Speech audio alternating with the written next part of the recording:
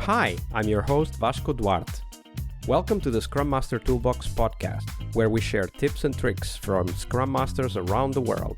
Every day, we bring you inspiring answers to important questions that all Scrum Masters face day after day.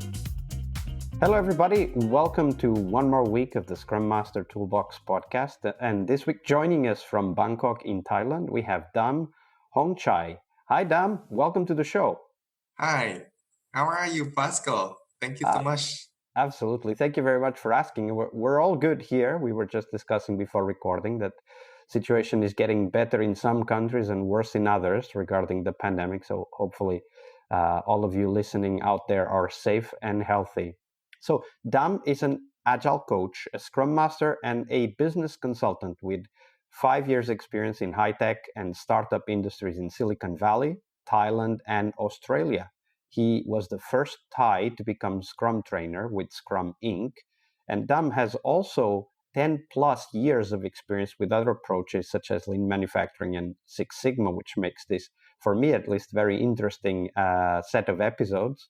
And he's also an Agile trainer and helps people understand Agile via, for example, Agile Cooking, which is also another interesting aspect.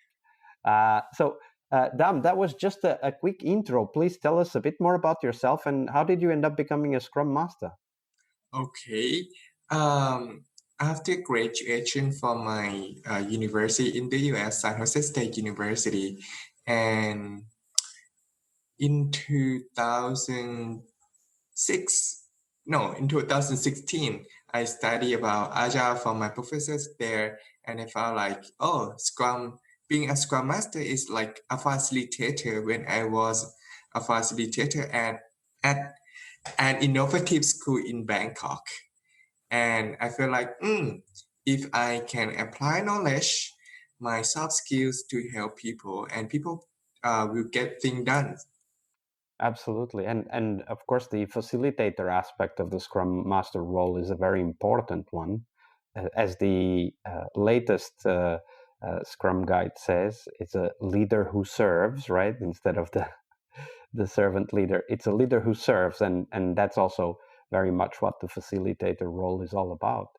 So, Dahm, today's Monday, of course, and because of that, we want to explore one of those stories where you, as a Scrum Master, you tried your best, but at that time you still had a lot to learn, like we still do, all of us, and that just wasn't good enough. So tell us a story of failure, because we want to dive into the learnings and, of course, learn from your experience and apply it to our own work. So tell us that story, Dahm.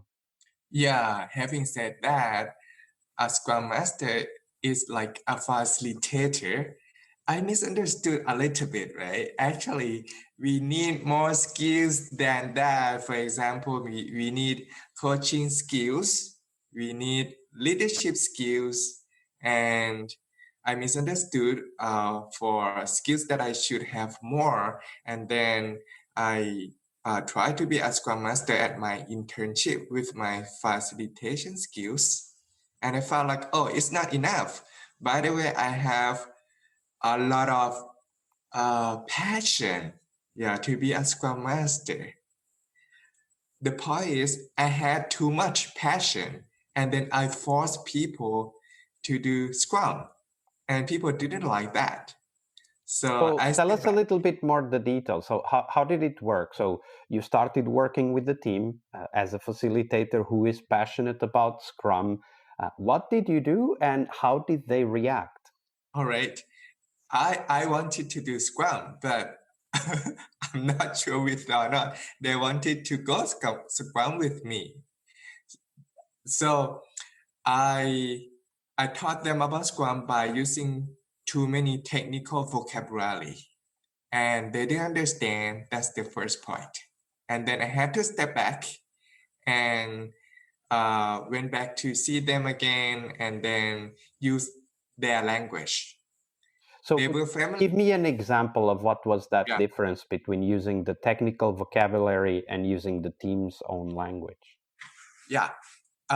My team members were familiar with lean manufacturing, and they knew about PDCA, Plan, Do, Check, Act. But when I introduced them to know about Scrum, I used sprint planning, daily Scrum, sprint review, sprint retrospective. And then, and I came back home and then I tried to, what I learned when I worked in Thailand, and I knew about PDCA too, and they knew about PDCA. So I used a plan for sprint planning. So Right? you started using language that the team was familiar with, right? So you went like, okay, so this is the Scrum language. This is why these practices are there, and this is what the team already knows. So you try to make a connection, right? Yes. And when people see connections, people were open more to learn about Scrum, and they were open more to start. Yes, that's the Absolutely. point. So that's actually a very good point. So we very often have talked here about the concept or the idea of pushing Scrum, and that has many facets. And one of them is exactly what you said, right? We go into a team and we start using the language we are familiar with, right? Like the Scrum language, the Scrum lingo, as some people would say. And very often we fail to understand that for the team, the practices might be valuable, but the language may become a barrier, right? So we need to translate what we are aware of into a language that the team is familiar with. And I mean, that was the biggest takeaway for me from this story. But Dahm, what is the biggest takeaway you want our listeners to take from your story? The biggest point that I would like people to learn from me, I would like people to learn about deep listening. So what I made mistake about using the different language with my team, because I didn't listen to my team members good enough. That's why I didn't know that they knew about PDCA. If I knew, I would use PDCA vocabulary at the beginning. So deep listening is really important to understand insights of team members. Absolutely. That's a great insight. Thank you for sharing that with us, Dahm. You're welcome. Monday is about what we learn from our obstacles and our failures. But tomorrow is Team Tuesday here on the Scrum Master Toolbox podcast. We explore teams and their journeys, the habits they develop that threaten their performance, how each of our guests helped their teams evolve, and the one key lesson they learned from that experience. We really hope you liked our show. And if you did, why not rate this podcast on Stitcher or iTunes? Share this podcast and let other Scrum Masters know about this valuable resource for their work. Remember that sharing is caring.